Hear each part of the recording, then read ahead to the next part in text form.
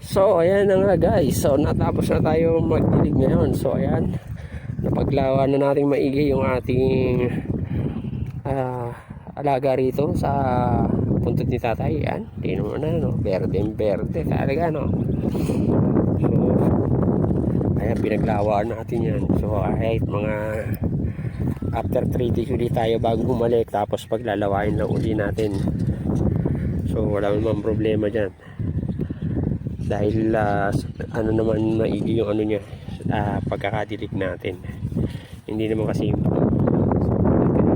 natin may nagkatabas na naman dito, at gaya ng ano, ayan, pachi-pachi na naman yung ginawa nilang pagtatabas. Ayan, katulad yan, yung ibabaw lang ng parang bundok-bundok sa may ulo ng tatay ko yung tinabas.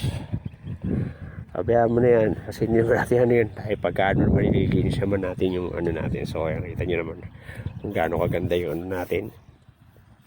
Palibasa ay bagong trim, at saka bago pa lang yan, talab pa lang ngayon yung halos yung binigay natin na abono nung nakaraan.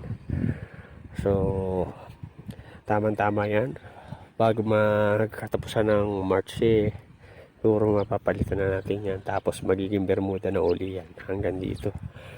So mostly hanggang dito guys. Ayan, ito nasa dulo ng paa ko na yan.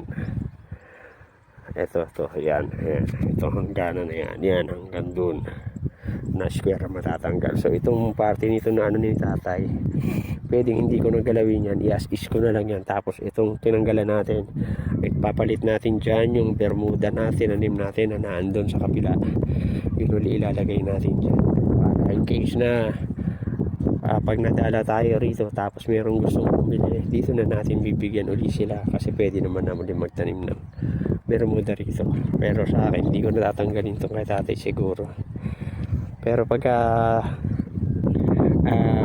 sinipag-sipag ako, baka pagbandang uli, gawin ko na uli puro bermuda na uli yan. Depende anong maisipan natin. Pero baka ano ko na lang din yan, para kung sakali man na magamit na totally yung ano dun na bakanting lote, meron pa rin tayong binihi rito nung Carabao grass, kung sakaling gusto uli natin magparami nun, meron tayo. Tapos yung bermuda, hindi rin natin wawalain, at least kahit pa paano meron pa rin tayong bermuda. Malay mo, biglang isang araw bigla na tayong yumaman, makabili na ako ng sarili kong lote. Wag lang yung lote na cemetery, delikado pa yun. Yung lote na pwede natin pagtaniman, malakas-lakas pa naman tayo. Pati yung mga tanim nating halaman, doon na natin ilalagay para mas mapalago natin. So yun guys, maraming salamat sa panonood. Thank you for watching. God bless at happy planting.